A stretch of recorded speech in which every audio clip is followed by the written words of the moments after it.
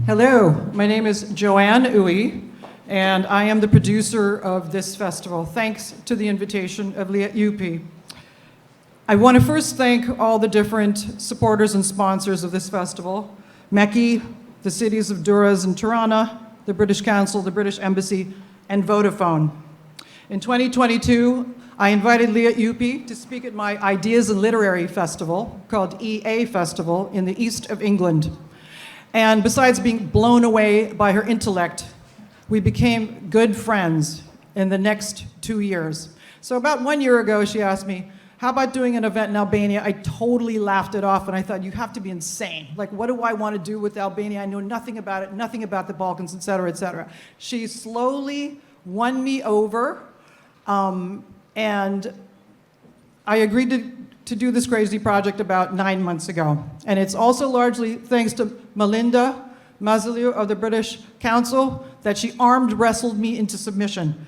Now, I wanted just to say a couple of things. I'm not going to make long remarks. I think that echoing some of what Nicholas just said, I think that what I have learned from spending time in the country with some of the people who are shaping the future of the country is that art and culture are really close to the top of the agenda. And that among the civic leaders that I have met, I think that it's the initiative of the Culture Weeks is emblematic of the investment and commitment and belief that art and culture can locomote the economy of the country. And this is in stark contrast to the UK, which has, for the last 10 years, been suffering a terminal decline in arts funding. So it's actually a very optimistic climate that has embraced me working on this festival in Albania. The second thing I want to say is that I have been staggered by the country's economic and touristic growth, with the tourism growing at that crazy increment of the country's population year on year.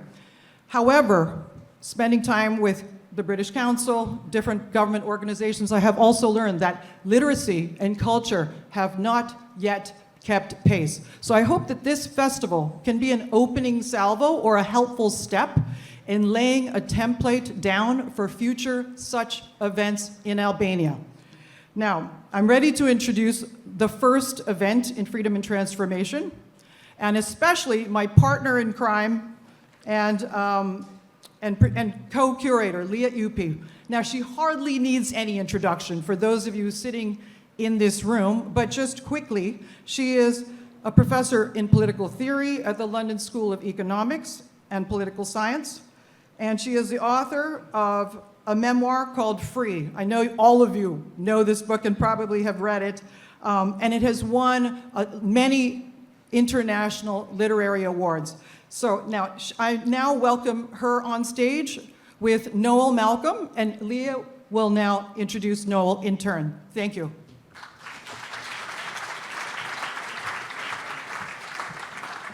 Thank you very much, everyone, for being here. It's a great pleasure, and it's a special emotion for me to be in front of you today. It's actually so emotional that I'm not even going for now to attempt to make a speech. I will only say that the last time I was performing on a stage in Durrës, in what was the predecessor to this building, this is now the Center for Children. In the old communist days, it was called Palati Pionierit. It was a kind of communist cultural center. So the last time I was on a stage on these grounds, I was about 8, and I was dressed as a rabbit. And I was dancing around a cake for the New Year's Eve party that was traditionally organized. So I'm not dressed as a rabbit now, I'm dressed as an academic, but I still don't want to fall into a cake, a kind of imaginary, symbolic cake. So I'm going to skip the speeches for today and just say that it's really, really special for me to be in Durrës and to see so many familiar faces, teachers, people, friends I hadn't seen for a really long time. And it's particularly special and emotional to be here to introduce Noel, Sir Noel Malcolm, who is an honorary Albanian and in many ways needs no introduction in Albania. But I will give you a different kind of introduction. He's officially senior research fellow at All Souls College, Oxford.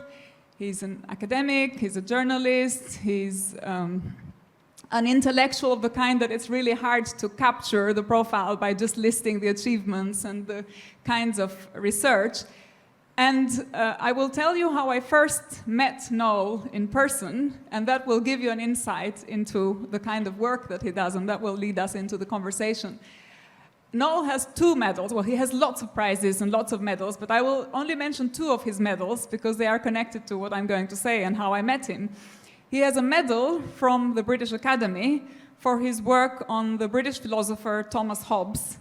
And he also has a medal from the Kosovan Academy of Sciences, and that is called the Medal of the League of Prizren, for his work on Kosovo and Albania. Now, when I first met Noel, I had just arrived in Oxford as a postdoctoral prize fellow at Nuffield College, and as one does in Oxford, when you arrive as a junior scholar, you try and see who is around and whose work might be relevant. And I was working up to that point on the philosophy of the German philosopher Immanuel Kant, and some of it was connected to Hobbes's work. And I knew that there was, at All Souls College, Oxford, a Noel Malcolm, who was one of the world's most eminent scholars of Hobbes, and had written a book with which I fell in love just by reading the cover, the book jacket. I'm not someone who falls in love with books just from the cover, but I tell you why I fell in love with the cover, and not the photograph on the cover, but actually the whole jacket of the book. Because this is a book about the work and life and philosophical, historical profile of the philosopher Thomas Hobbes. And it's a book that is 660 pages long, but the title of it is Aspects of Hobbes. And so when I first got this book, I thought, who writes a book about Hobbes, calling it Aspects of Hobbes, and writes 700 pages? You know, you'd think this is someone's masterpiece, the culmination of their entire life. And then, indeed, if you leaf through the book, you realize that it's a very comprehensive, very erudite study of Hobbes. And so I wanted to meet the Hobbes Noel Malcolm. And then I was about to send these emails to the scholars in Oxford when I receive an email at my Nuffield College address from some Noel Malcolm who says, I've heard you're from Albania, I have an interest in Albania, might be interesting to talk about it. And indeed, that summer, I had been in holiday in Kosovo, in Prizren, reading another book from a Noel Malcolm, who I thought was a Balkan specialist, called A Short History of Kosovo. Kosovo, A Short History. Now, I should have been smarter and put together these 2 covers and realized that this was the same Noel Malcolm who had written both Hobbes and a book that on Kosovo is over 500 pages and is called A Short History. So that should have been my clue to realize that this was actually the same person who had written both of these books. But as it happened, when I went to All Souls and met Noel, I realized, well, Noel was very common name, relatively common name. Malcolm is an equally common surname. So I thought this must be 2 people. And then I realized it was the same philosopher. So this was an theorist and intellectual historian and so on. And so this was the beginning of me attempting to explore all the different sides of Noel Malcolm's work, all of which are fascinating, enriching, and as I say, that will be the end of my attempt to capture Noel's life and work, and instead we will try and give you a little snapshot. But I wanted Noel to ask with the question that I was going to ask you if I had been braver in those Oxford days about 15 years ago, which was the first thing that crossed my mind when I realized that the Hobbes Malcolm and the Albania Balkan Malcolm are one and the same person, which would have been, what is the unifying theme of your work and your approach that brings together these apparently such diverse themes? Well, thank you for that embarrassingly generous introduction, but to answer your question, there was no unifying theme. I just got interested in different things. Hobbes was my academic subject, my doctorate was on Hobbes, I was always working on Hobbes, and my academic career was primarily in that field, history of philosophy. The Balkans I got interested in when I was a student by going there, by traveling. I like mountains. I found there's this beautiful and fascinating part of Europe, and you could travel very independently in the mountains, stay in villages. People are full of hospitality, they will let you stay. But if you travel like that, you must speak their language. So every year when I was a student, I learnt another Balkan language, and then I spent the summer traveling there. And because I would have a sort of maybe an academic frame of mind, when I could read things in the language, I started reading about the history and the culture. So it was a completely separate thing. I've sometimes read ridiculous book reviews which say, oh, Noel Malcolm, who got interested in the Balkans because it illustrated Hobbes's theory of human conflict. And I think they're just making it up. But that's probably somewhere on Wikipedia now because people believe what they read. But no, so it was quite coincidental. Except, eventually, after many, many years, I wrote a book about early modern European, West European ideas in political theory about the Ottoman Empire and Islam. And that was a kind of bridge between the two worlds that I'd written about. So it was on my home territory of history of political thought, but at the same time, the subject matter was the Ottoman world. And that was satisfying to do. So we're going to try and just scratch a little bit the surface of some of your recent work on both Albania and the Albanian lands, the Balkans, and Mediterranean Europe more widely. And I thought the best way into discussing some of the content of your books is to talk about your book Agents of Empire, which was published in 2015 by Alan Lane Penguin and exists in Albanian translation published by Dudaj. And it's a book whose story narrates the events, characters of this entire part of the world that we call the Mediterranean by starting with the microhistory of two Albanian families, one of which, the Brunis and the Brutis, and you'll tell us a little bit more about them, but one of which, and the one that I wanted to begin with because of the place we're in Durrës, has its roots in Durrës. So you have this Bruti family whose genealogy begins in this city and encounters, marries with the Bruni family. And that is a way into an analysis that I think makes your work really stand out when it approaches themes of Albania and the Balkans. Most people who approach Albanian culture and Albanian language say that this is a very isolated country. It's the North Korea of Europe, as the stereotype goes. And one of the themes that really is remarkable about your work is how it brings out that far from being the North Korea of Europe, this land and this culture intersects and brings it embodies all the conflicts and tensions of entire periods of European history. And this book, Agents of Empire, attempts to do that in just that way. It's an amazing mosaic of all these different events that starts with just these two families. So for people who haven't read the book, would you be able to tell us a little bit about how this starts? Yes, I mean, it started for me because I'd seen a reference to a treatise about Albania written by an Albanian in the 16th century. This was a reference in an Italian book of the 1590s, and I thought, what is this treatise? If I could find it, it would be the earliest description of Albania by a known Albanian. So I spent 20 years looking for it, and eventually I found it in the Vatican Library. And it just said by Antonio Bruni. Now, you can't Google a name like Antonio Bruni. There are 100,000 people in Italy called Antonio Bruni. You have to start digging. But it said da Dulcineo from Ulcin. So I started there. And gradually I built up this picture, the Bruni family and the Bruti family.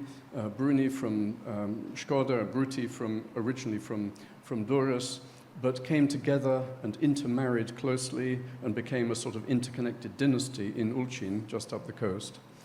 And I just couldn't believe my luck. Each time I looked at another member of this family, they were doing another different category of activity which crossed the divide between East and West in the Mediterranean. The whole spectrum, from warfare, espionage, diplomacy, to commerce, and even to sort of acting as agents for the Ottoman powers. They went right across the whole divide, And the essential thing was that they were Albanians. They lived on the frontier. They had family members in Istanbul and in Ottoman Albania. These were the amphibians, the people who could work in both sides and work for both sides when necessary, though most of mine were on the side of Venice or Spain or the Habsburgs. So I just thought this is a marvelous opportunity to tell a family story and at the same time to hang on those various specific pegs of individual stories and activities, to hang a larger structure of description of these different activities, commerce, espionage, and so on, and how they brought people together, and how, we have to see in so many ways the whole Mediterranean region, or certainly Eastern Mediterranean, interconnected. It's not a Cold War with one bloc against another. It's the opposite of that. And as you say, that led me to think a bit more about the way the history of the Albanians is described. I mean, these people were Albanian. They were from Ulcin, but Albanian was the mother tongue. They were described as Albanians in the documents. They used their Albanian connections, not only in Albania, but in other places. They were absolutely Albanian. But as you say, we have got used to thinking of Albanian history as something strange and sort of limited and isolated, and, oh, that's very interesting, but it can't relate to much else, can it? And there are obvious reasons for that. I mean, the biggest reason probably was the 50 years of real isolation under communism. But even before that, very few people from Western Europe traveled in Albania. Some went to the coast, but there wasn't a lot of general knowledge of this country. And another factor, which I think has been the most limiting, is just the basic framework of sort of national and nationalist history, which starts long before communism. And this is the view that the essential history is always of this unchanging thing, the nation, and its great struggle to form a state. And so the only things that interest you in the past before the state is things you can interpret as people struggling to form the state. So everything's got to be a struggle for national liberation. And all the other things that happened, you sort of push to the side because that's not so interesting. It doesn't fit this wonderful narrative. And I just think this is all the wrong way around. Stop trying to sort of look back down the telescope the wrong way. Instead, look at what it was like for ordinary Albanians to live, and indeed to be Albanians. You start looking at it that way, and it's the opposite of isolated. It's one of the most connected groups of people in the whole of Eastern Europe. You've got to factor in the Greek influence in the south, the Byzantine influence historically on the coast, the Italian influence through Venice, very, very important culturally. The influence of the Catholic Church, again, the culture of the North as literary culture develops. You have to factor in the Slav influence. It's just extraordinary how well connected it is. And Albanians were making use of this and going in all directions, and indeed quite big emigration sometimes. These are not necessarily, as the nationalist story says, oh, they're fleeing oppression. No, I mean, think of the huge numbers that moved into Greece in the Middle Ages. They weren't fleeing oppression. They were being entrepreneurial and doing what people do. So you have to look at the history of the Albanians from the Albanians upwards. Great, and I want to follow up on that, in part picking up on this theme of how the world features in Albanian historiography, including the East-West or Oriental-Western divide. And it seems to me another really important issue that comes across by reading your work is how it makes much more complex the look that we have on the Ottoman Empire.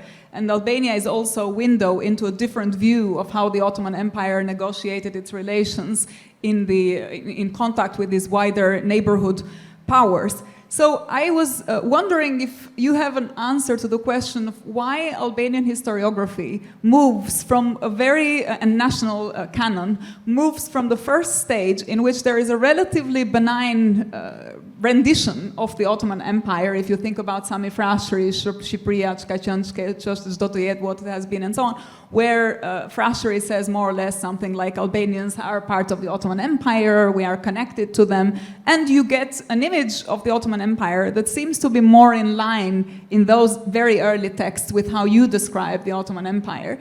And then there's a second wave of Albanian nationalism, once the Renaissance movement begins to take different configurations, where the narrative, and this is the narrative then imported into the communist canon, becomes one of Albanians are Westerners and we have nothing to do with these primitive, backward Turks and Ottomans, and we are instead looking at the French Enlightenment and the European culture.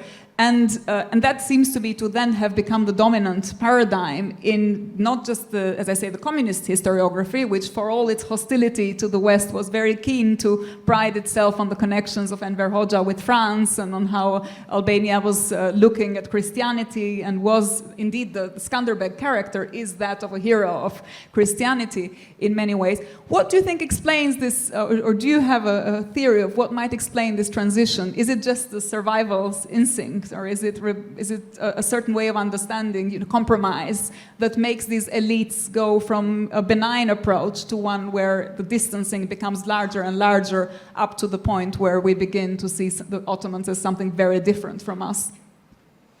Well, that's a very good question, but a huge one, and I'm just trying to think how I can sort of select a few highlights to make sense of it. The Frasheries, let's deal with them quickly. They actually knew the Ottoman Empire. They knew it from the inside at a high level. They knew the educated classes. In some ways, they benefit from that late-stage Ottoman Empire, but also, I mean, they know that they don't know everything about much earlier centuries of conditions under Ottoman rule, but they know what they're talking about, so it's not surprising that they don't talk nonsense. The nationalist script is an obvious one, and it's fundamentally the same as the Greek nationalist script, the Serbian nationalist script. It's all the national liberation struggle, which, as I said, and as you just said, precedes the communist historiography. That just copies from it.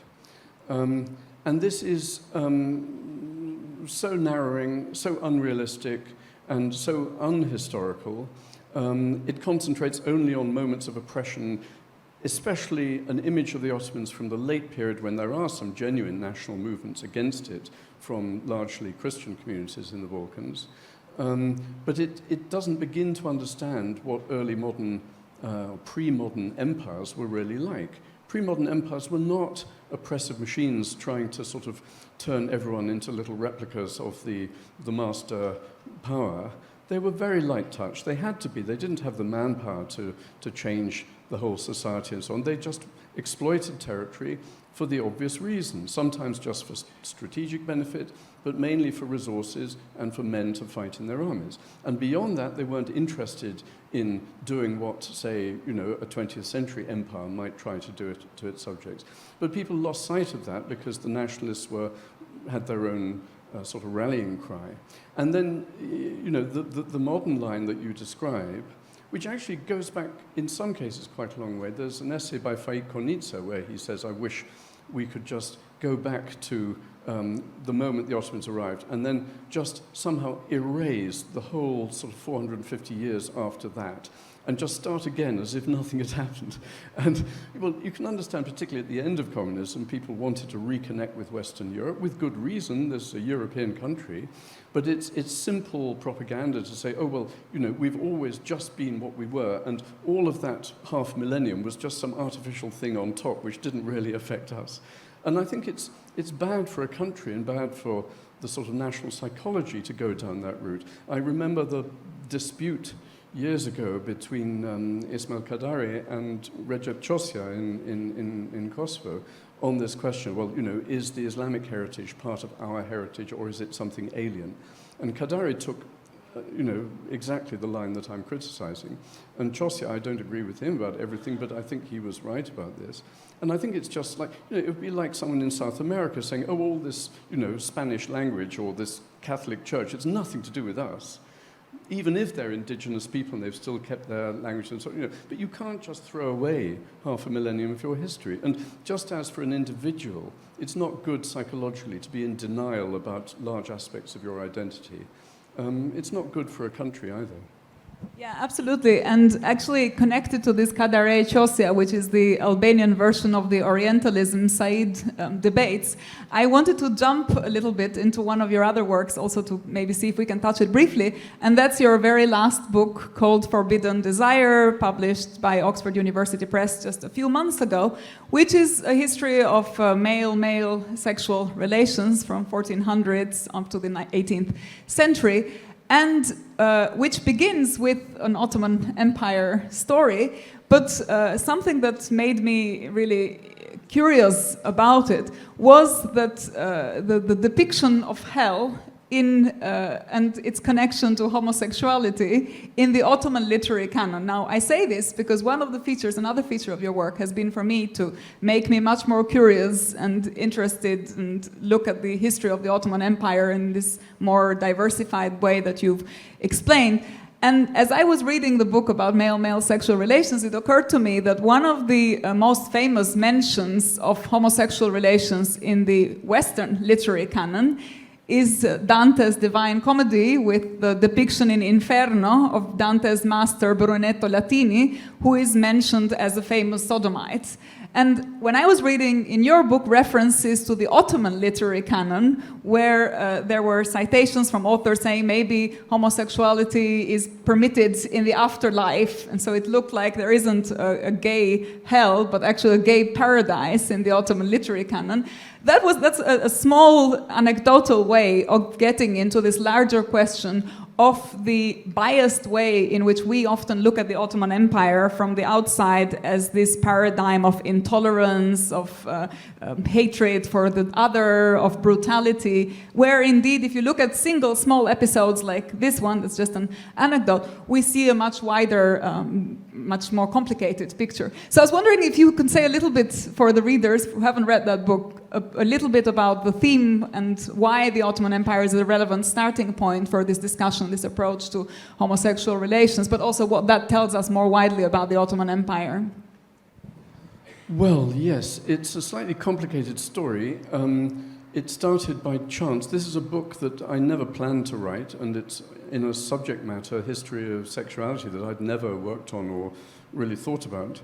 But while I was writing the Agents of Empire book, or doing the research, I was in the archives in Venice reading the weekly reports from the Venetian ambassador in Istanbul, and I found this extraordinary document in one, which was a detailed investigation of what we would call a sort of gay sexual scandal inside the Venetian embassy in Istanbul.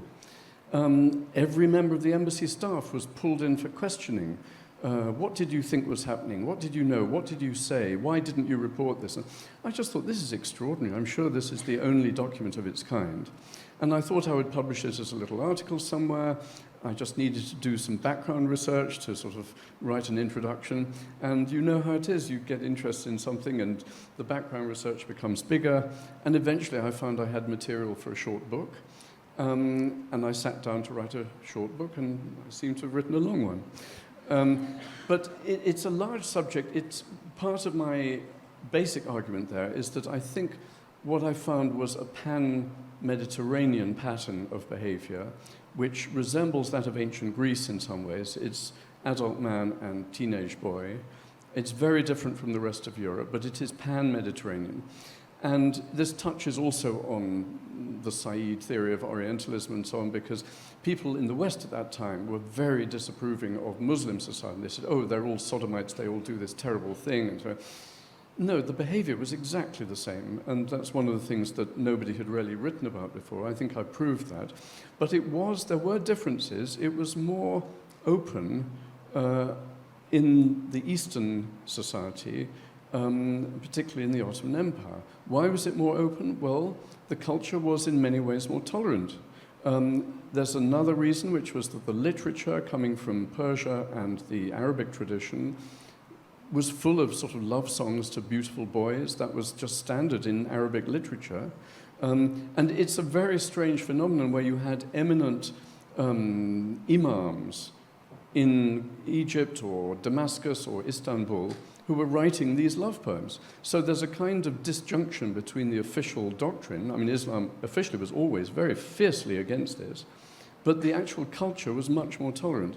And as you say, I think that it's one way in which you get a different view of the Ottoman world and the so-called Islamic society, which was never thoroughly Islamic. I mean, they're almost everywhere, very mixed regions, and the legal framework came from the Sultan primarily, not from Sharia. It's a much more complex situation, but in some ways it was a more tolerant and sort of diversity-permitting society than its counterparts in the West. Thousands of people in the Renaissance period, if you add together all the countries of Western Europe, thousands of people were horribly punished, mutilated, castrated, hanged, burnt to death for homosexuality. They were not in the Ottoman Empire. Yeah, and this gives me an opportunity to jump into the last question that I wanted to ask, which is to do about the relationship between Europe and European Union institutions. And it's apparently an unrelated question to this issue of hell in the Ottoman Empire, hell and homosexuality in the Ottoman Empire and the European Union. But it occurred to me as I was reading your book that a lot of the Europeanizing discourse in contemporary Albania, which extols the values of European, meaning Western European tolerance and the need for Albanian institutions to adapt and to reflect on them and to make sure that we comply, is indeed the respect for minorities, including gay, cultural minorities, where if you look at the Ottoman Empire, the history of dealing with minority questions is, as you say, often more tolerant than in the Western counterparts, both linguistic and ethnic minorities, but also, as we say, homosexuality and issues like that.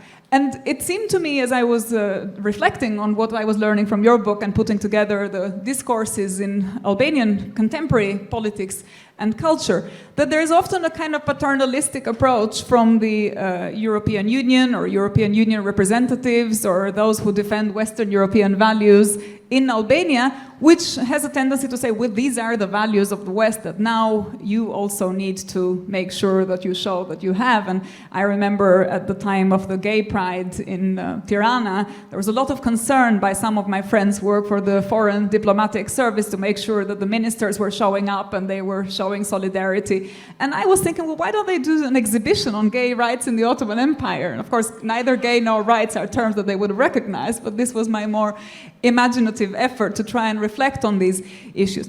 And it raises the wider question for me of how there is often a kind of paternalism with which these European institutions approach Albanian culture as a culture outside on the margins of Europe because in many ways of its Ottoman past, communist past and so on, and to urge institutions to show their allegiance with European values, when in fact it seems to me that there is often a need to go the other way around and to show European representatives that they might learn something by taking seriously this part of Albanian history that has been neglected and is ignored often by outsiders looking at it, to say, look, there's this tolerance of religions, there's this tolerance of cultures, there is an approach to being and living together which is not like the one that's very different and from which the West might have to learn something. After all, we didn't ever set out to conquer anyone. We were only conquered, unlike some of our masters or teachers, let's say,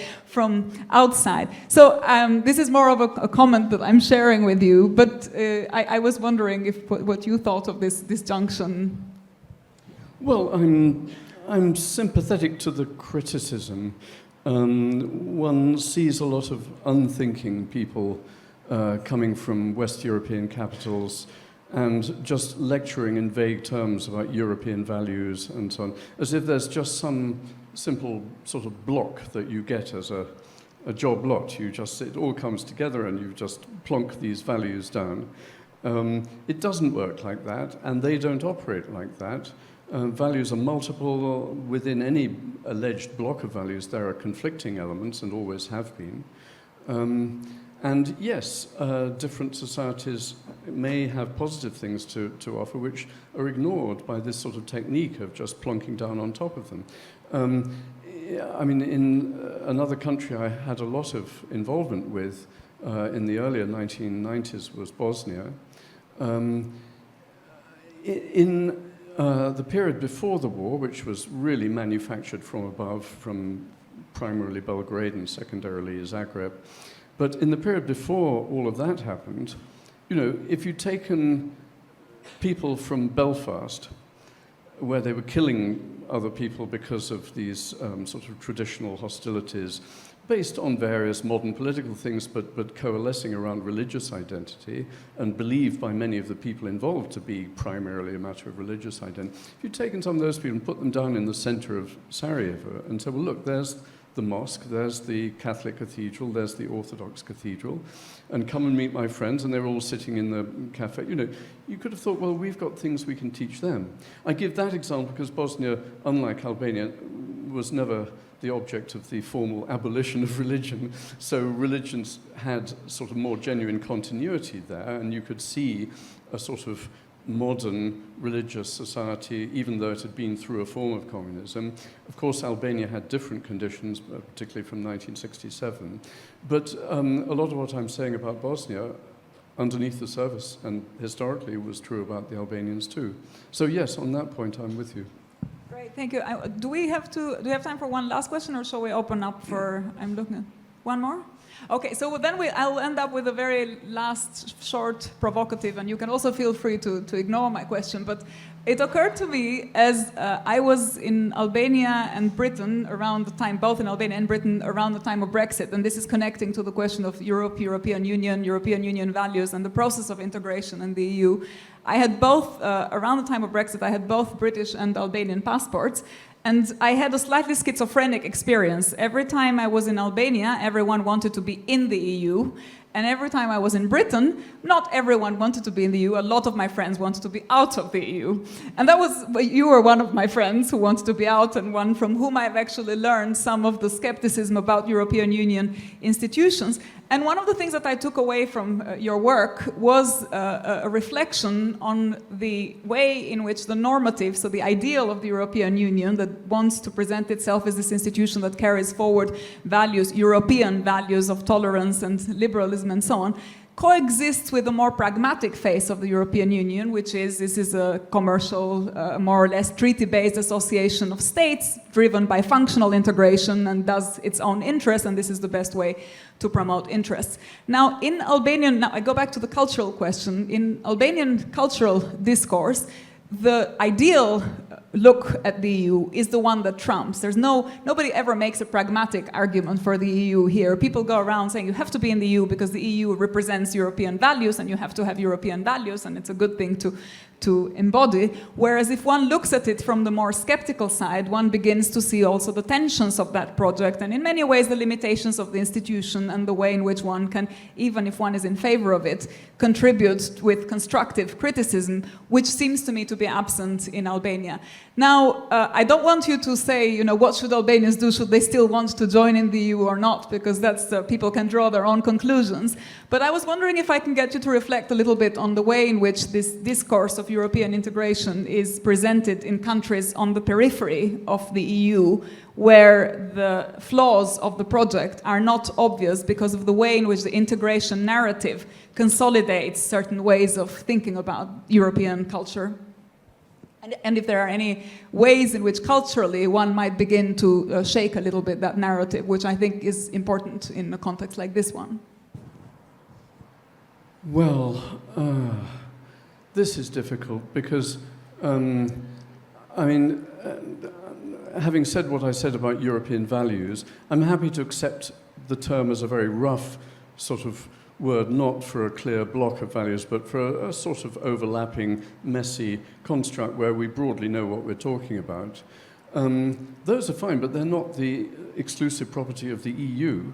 They're things developed through the cultural and political development of a whole set of countries, particularly in northwestern Europe, but not only there, over a long time. And those countries had those values whether they joined the EU or not. So there's something slightly phony always about putting them, just slapping this EU label on them as if it belonged to the EU. I feel that more strongly about European culture.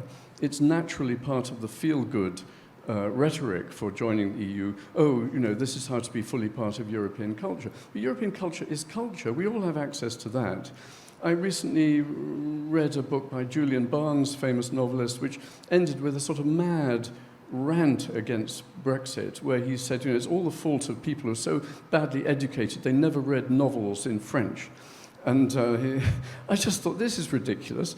I'm a lover of Flaubert, and I love, Mozart, and I love El Greco, and all sorts of things. Yes. Does that mean I have to join the EU? I mean, I want to, I like American films. I like Russian music. I don't think I want to be part of the United States, or certainly not part of the Russian Federation.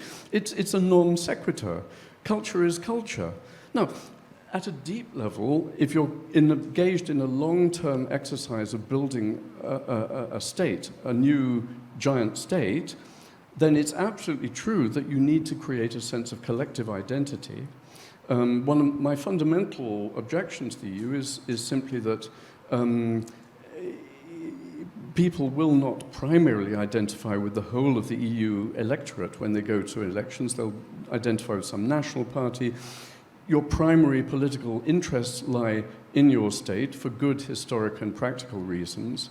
And what we're getting is a sort of halfway house, which is not just a treaty organization, confederation, but it's not a fully federated new state. And it has the disadvantages of both negatives. I regard it as not good for the democracy of a country. I want to live in a normal, functioning democracy where we vote for people and they make our laws and policies. So that's my fundamental. But to come back to the big picture, and perhaps in 100 years, if the EU staggers on and pulls itself together economically and fiscally, perhaps they will then create a genuine EU identity where people think that's my primary identity and that's the government that I primarily vote for. If that happens, well and good, and then I would say that's a proper foundation for a state. But so far, I think this is just a lot of feel-good rhetoric. Great, thank you. I think we'll open it up now and see if we have some questions from the audience for the last 10 minutes. Thank you very much. Yes, I'd also thought along those lines sometimes about the EU, but is there not possibly a counter-argument? Is that necessarily a disadvantage to that? In other words, that in a larger confederation, or whatever we call it, that those dirty politics of nationalism will get outvoted by other ones in a balanced environment, that we wouldn't get. That maybe by diminishing nationalism and other regional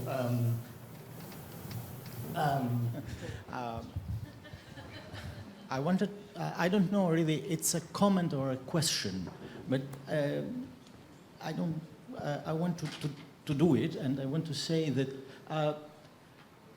regarding the European values and Albania, it's this more. It's not my fault.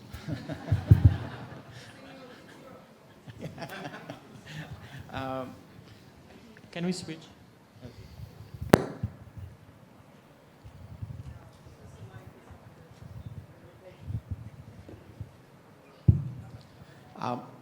My idea is that, especially during those 33 years that we are living in this so-called democracy, because all the reports are saying that Albania is a hybrid regime. I'm wondering if the perception of foreigners, I'm not specifying EU or Brits or Americans, but foreigners, Western foreigners, is that in Albania is a very big division between so-called elites and the ordinary citizens, Albanian ordinary citizens. But I can say that it's completely different what the foreigners are thinking. We have, in 2021, I guess, it was the last survey regarding the Albanians in EU, and more than 86% of Albanians wanted Albania integrated into EU. But if you see daily life of so-called elites of Albanians, they are completely working against this achievement. So in my view, and I am afraid that I am right, we have this kind of division, even for people that they are coming to teach us on the values, European values or Western values, they have this wrong perception of people. Ordinary Albanians, they are ignorant, they do not know, they do not want to be integrated in Western civilization or in Western family. But fortunately, we have this kind of elites that they want, but they have this population which is stubborn. Thanks. Well, that's very interesting. Just on the first question, I don't quite share your premise that the big problem is nationalism in the individual states, and this is the thing we've got to overcome and move beyond. I mean, we've all seen cases where nationalism can be a terrible thing, but it's not it wouldn't be a normal general description of the internal politics of a country. What I was talking about was just an ordinary liberal democracy inside a nation state where people vote for the people who then make their laws. And that seems to me one of the long-term achievements of the Western liberal tradition, liberal in the fullest sense of the word, and not something to be thrown away lightly. And I don't see that nationalism really captures what is the normal state of affairs that I'm trying to defend. The second speaker, well, you said it was a comment. I don't think I have a lot to say in reply because I'm much less familiar with the reality on the ground in this country.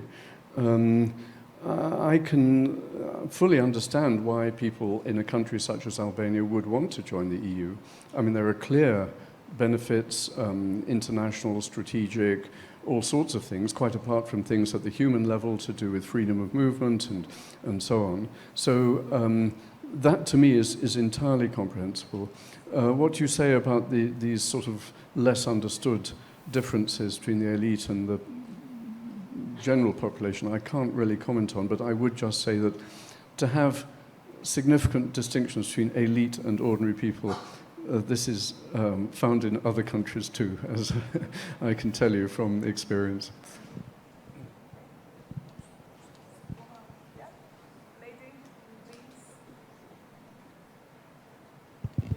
You do. Thank you. We started out with the theme, freedom and transformation.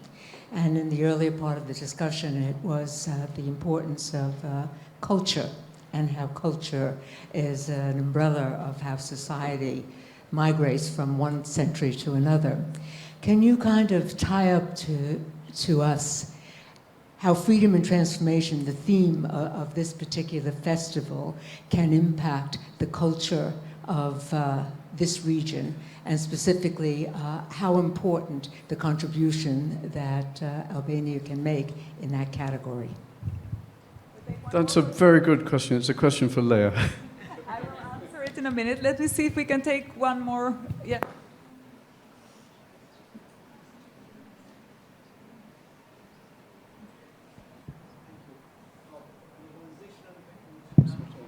I don't think it's on.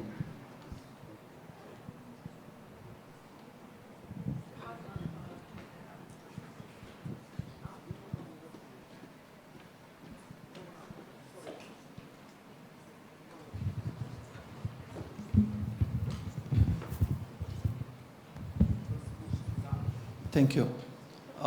My name is Lutfi Dervishi. I'm a journalist here in Tirana.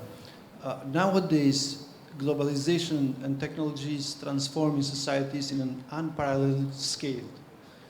In these conditions, and in synchron with the theme, how can individuals and communities ensure that the freedom remains core value rather than being sacrificed for security, progress, or big projects?